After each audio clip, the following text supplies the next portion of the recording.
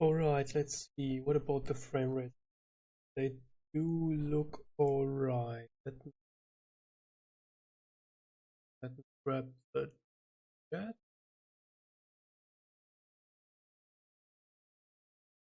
Alright, I want to go here.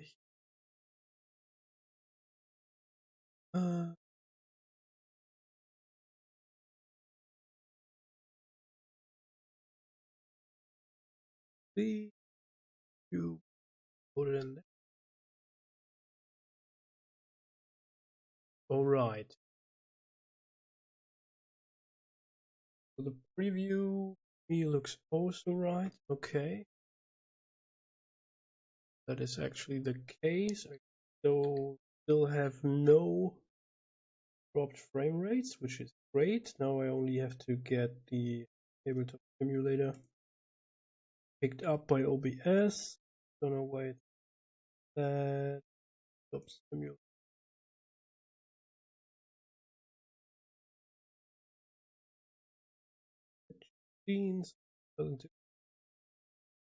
It does not work. I simply switch over to display capture. Alright. So let's see. CPU is alright. RAM is alright. CPU looks alright. I have no dropped frames. 60 FPS. That's all we want, right? Is there anybody in the chat who could tell me up and running eventually, or if there is any lag?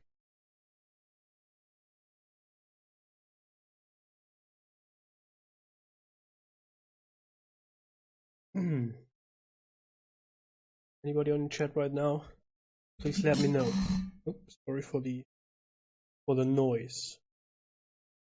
Let's see if I can get Achilles.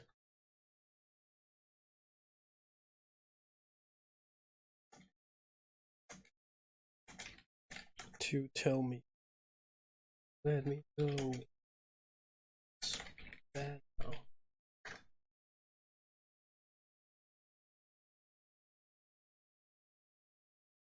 Alright. It looks good, so I have now 2 frames dropped since we are live, but that is still below 0.0%. I had a peak in the CPU there. CPU. So okay, that might be an issue in the future then.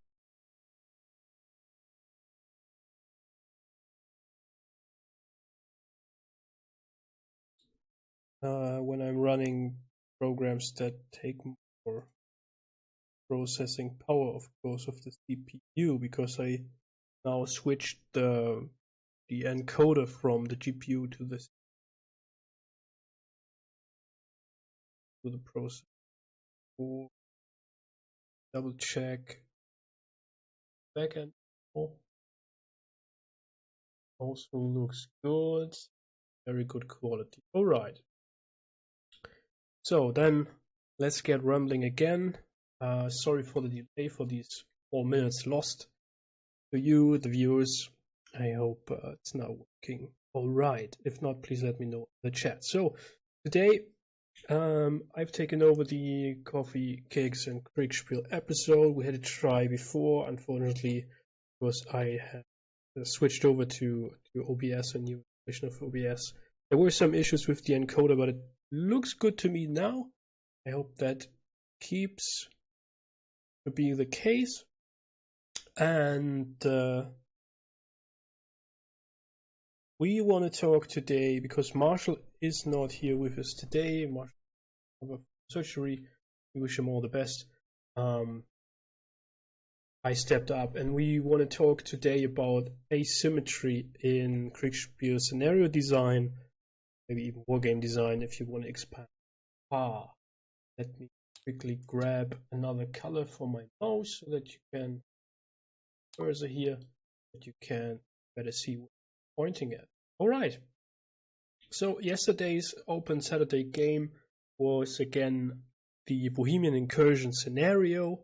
which I have now run for the third time, I think. Yes, one time. So there have been, of course, test games with smaller scenarios on this map before, but then as an open Saturday before, as a convention game during the Connections Online 2022, and eventually yesterday as another, yes, much better, okay, as another iteration for the Open Saturday.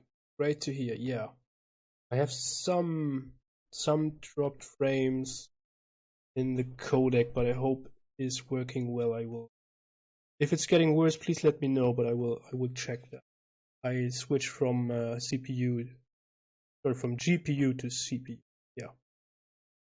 Okay, so back to the scenario. Bohemian Incursion, which is based on the historical invasion of Prussian troops under Prince Henry in 1759 into Bohemia to sort of prevent or delay the summer offensive of the Habsburg troops from Bohemia into either Saxony or Silesia.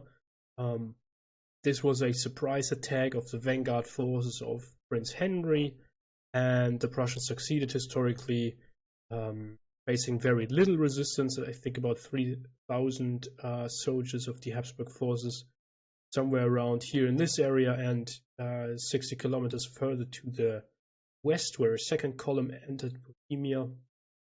And they had a few little battles, so to say, and managed to destroy several depots, raid along the Elbe River, destroy about 200 transport ships. So for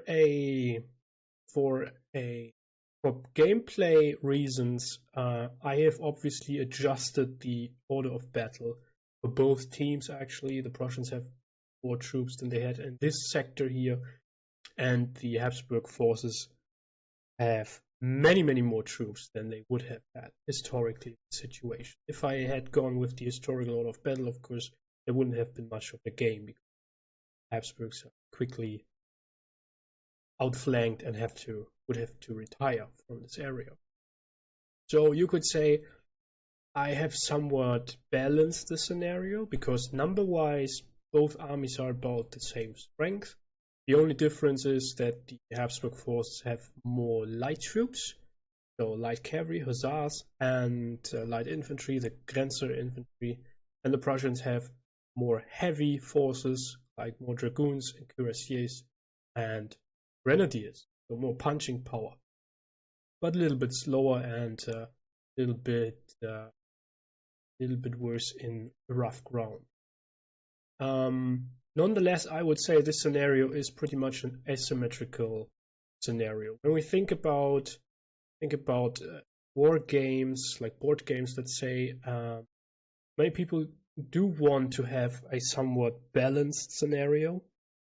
That means both sides should have about the same amount of forces and the same quality of forces, maybe a little bit mixed up, so that both players have the same options or the same possibility, the same potential to win the scenario, right? And then it's all about like countering the higher quality troops of the enemy and so on. There you go. I think, however, that is not very entertaining. It's not much of a challenge for the players. When it comes to sort of thinking about scenarios now for Kriegsspiel, when you have sort of this balanced approach of forces, you get into a position where you sort of have set piece battles, right? Think about like Waterloo and Austerlitz, and we have maps for these battles where like two big armies are facing each other, somewhat equal in size and quality, and we never run any games on these maps, right? And there's a reason for that, because everybody knows sort of the terrain, everybody knows the battle, everybody knows the forces, and then it just comes down to better die roll, or sort of putting your better troops, your best troops in areas where the enemy is. So there's, like, operational wise, there is not much you can do on these. You can, of course, alter the order of battle, which is like give one side more or better troops, or reduce the other team's forces, and then have them do whatever, delaying action, or sort of, because we have in Kriegsspiel, we have this complete fog of war, sort of have the smaller force try to find the weak spot of the enemy and punch set up. So why is this scenario then here? Although we have sort of balanced force compositions, numbers on both sides, why is this scenario still an asymmetric scenario? Now that is because of the overall situation both teams face, right? We have on the one side with the Prussian team, they are allowed to plan ahead, coordinate, and they need to make a plan all together, which of the mountain passes they want to use. There are several. Could use, and down for you on the map, they could use here, there, north, this one, basically. We had a 5 Prussian players versus 5 Habsburg players yesterday.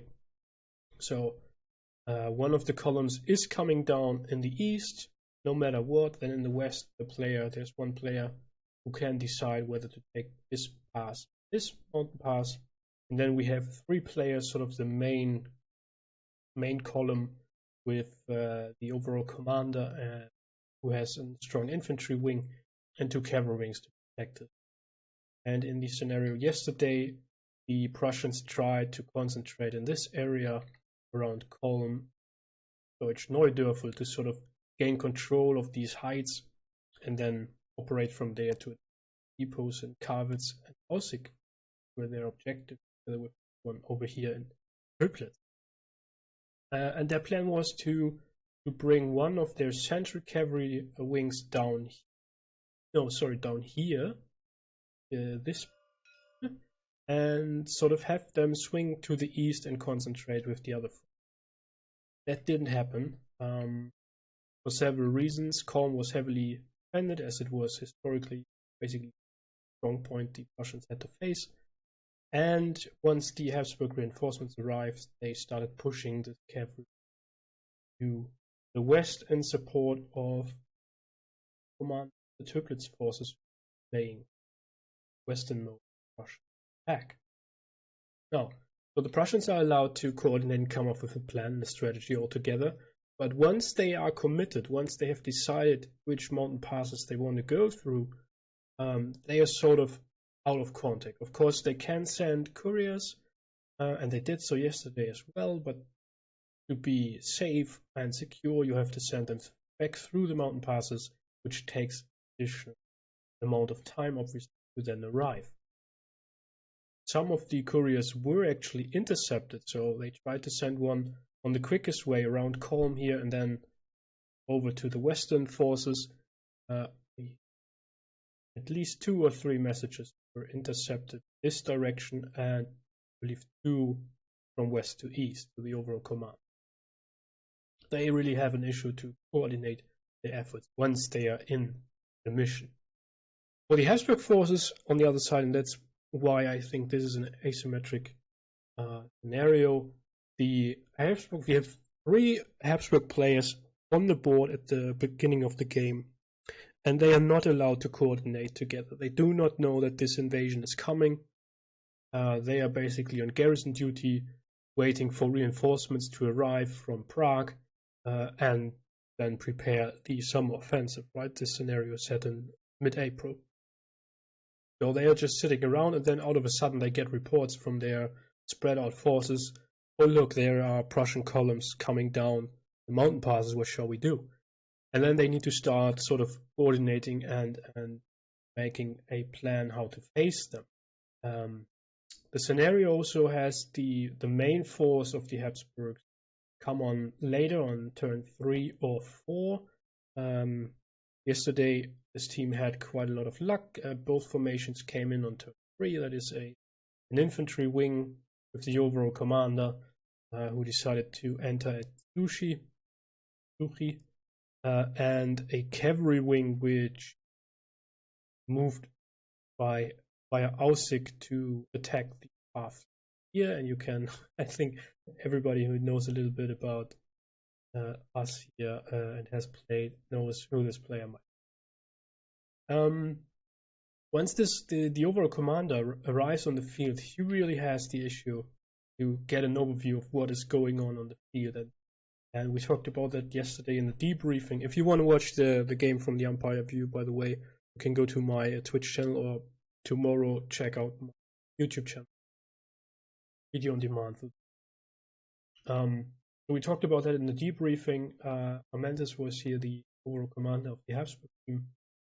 And even though there was quite a lot of message information flow going on, really more than I had seen before in this scenario. Positive takeaway, improvement by the players, even though we had many first-time players here in this game. Very nice to see. Amantis had issues to sort of decide or interpret where the actual main effort of Russians would be, because he got a lot of reports talking about cavalry, but not so much about this infantry massed force here, which was advancing to the south, sort of altered the course to attack this position on the Struzovets heights. And then, because he was like sort of hanging there in the middle and didn't know what to do, when spotting this enemy wing and the Carolingian, this area here at Hunstein, he sort of tried to engage them. And as the Prussians weren't able to push through here, they sort of started to pull back via Maria Schein to the west, and Amantis then pursued them, although of course his infantry in a deployed formation wasn't able to escape. Because remember, this is 7 years war, so moving deployed infantry is a bit of an issue, right? Nonetheless, he was then here committed and sort of in support of Crusader, was defending Töplitz and going down infantry or cavalry wing rather. It's great. So one team is able to plan ahead, the other team not. First team has communication issues once they are committed. The other team sort of needs to coordinate, is able to coordinate, although that's quite a challenge once they make contact with the enemy. So this is also an option to sort of create an asymmetric scenario, even though the forces are sort of balanced. The same with another scenario. Let me switch over to the Jersey map I did run last week. And let me take a look how much resources does that take away. So there was a little bit of a lag. Yeah, we had some frame drops there, but we should be good again. Let me move all the alerts for the other tablets here. Although this is quite a different scenario, of course, because this is an island invasion. Basically, have the same sort of approach, right? We have one team, which is the French team, which is able to coordinate in advance, make a plan in advance. So where do we want to land? Or do we want to land at different spots and so on? Once they do so, and if they sort of decide to land at different spots, try to cut the island in half or whatever, try to prevent the enemy from concentrating, they have a hard time to coordinate. The British, on the other hand, garrison forces and the regular forces on Jersey do not know that this invasion is coming, so it's a surprise attack again, same as with the Bohemian incursion scenario, and they will have to make plans once contact has been enemy, right? So there's that. They could, of course, make sort of a general plan. What are we going to do if the island would be attacked? But not a very complicated, detailed strategy. Such you have to develop that on the fly. Contact us. So that is an option.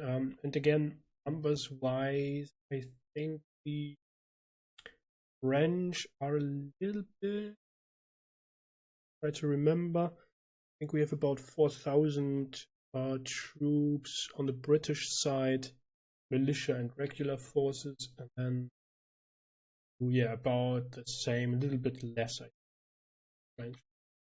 So for balancing reasons, French invasion forces sort of bolstered so that all the players have units to move around, right? Because you don't want to have the player ordering around a very small single battalion and deprive them of agency and gameplay experience. Nonetheless, I wouldn't argue that this is the only option, that this is one option that might not be as obvious as other options. So the most obvious would be to have a different amount of forces on both sides. So maybe, I don't know, a single division on one team and then a corps on the other, even more forces, and then have the smaller team do an delaying action or something like that, delay and evade. We have seen such scenarios as well. We've played them. I remember, funnily enough, that Sam did, who is known to be such an aggressive attacker, did very well and very mobile, delay a much bigger force of pursuers. One. That was an interesting game to watch. I think that's also a very nice challenge. Not have we have the same amount of troops as like players always assume, because we used to have balanced order of battles. They assume the enemy team must have the same amount of players. That means the same amount of troops. And now we just try to find them, fix them, and destroy them. Try to have the better dice roll. I think we really have to mix that up and have different numbers of players that also can obviously sort of simulate command and control issues. So if you have a player with a much larger force than another player, or more players on the other team with smaller forces, the player with the larger force will have more issues to actually order his forces around, see what they are doing, being able to react to what's happening, while the commanders with smaller forces will be able to more actively sort of engage the enemy, redirect their forces. So that sort of would be an approach to simulate a linear army against a sort of impulse tactics army, like sort of the Ancien Regime armies against the division doctrine army of the French Revolution, Napoleonic Wars, for example, would be a thing, right? And sort of on the overall view, you could have like the same amount of troops on both sides, but by giving the one team more commanders and thus more control of their forces and their efforts, and then sort of being able to concentrate at one specific point, they would have much more punching power. Interesting challenge to face for a linear army. How do you counter a much more mobile force? And if we think back to the 7 Years' War scenario before, you will see, even though both sides, so the Prussians and the Habsburgs, had introduced the cadence marching already, the Habsburgs had done so just a few years before, and it really shows throughout the 7 Years' War that they are much less agile and mobile. And we see that once they have deployed their infantry, they are basically stuck. They are just sitting and waiting for the Prussians to attack them, because it is so hard for them to maneuver their forces. And that's also the reason why these armies most of the times have like 2/3 cavalry, because you really need these strong cavalry wings to protect the flanks of the infantry, because the infantry is just not able to quickly redirect and react to any sort of threat that is coming there up flank all of a sudden. So, and then the Prussians, on the other hand, they had, I think, introduced cadence marching in the 1720s or so.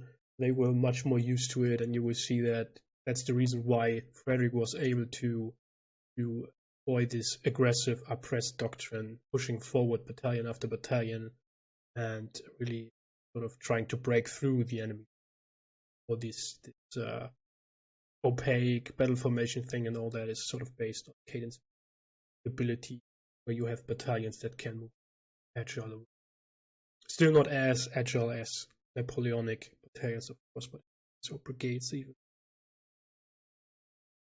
Yes, sometimes that's absolutely right, Achilles. Sometimes having more players on one side creates a command chaos.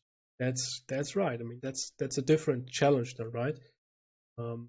Having to sort of coordinate your team efforts and establishing a hierarchy, and making clear to, if you have like sort of a core composition or whatever, making clear to the division command, brigade command, that there is a plan and they have to stick to this plan no matter what they might think about it, right? Even though if they disagree, yeah. You would really want them to follow the plan. Otherwise, it's all falling apart. Right. So, I'm glad to see that the stream worked better now. Are there more options to design asymmetrical scenarios? Do you have any suggestions? You folks in the chat, please drop them in. And you can, of course, to all the viewers who watch this video later on, you can, of course, put them in on YouTube. You can have a discussion there. I also want to invite you over to the International Kriegsspiel Society. Join our Discord. You can find the invite link on Kriegsspiel.org, our website, which we have completely rebuilt over the last weeks, with a lot of information about what is Kriegsspiel, how we run it, how you can play it with us, and all that stuff that you might want to know if you completely Kriegsspiel. Yeah, I think if there isn't any more suggestions here in the chat, or anybody who wants to discuss anything, we are closing in on the 30-minute mark, so I would say thank you all for being here today, even though we had the technical issues before, and we will see you on the next adventures, I believe what Marshall always says, doesn't he? All right, everybody, take care. Hope to see Marshall soon again.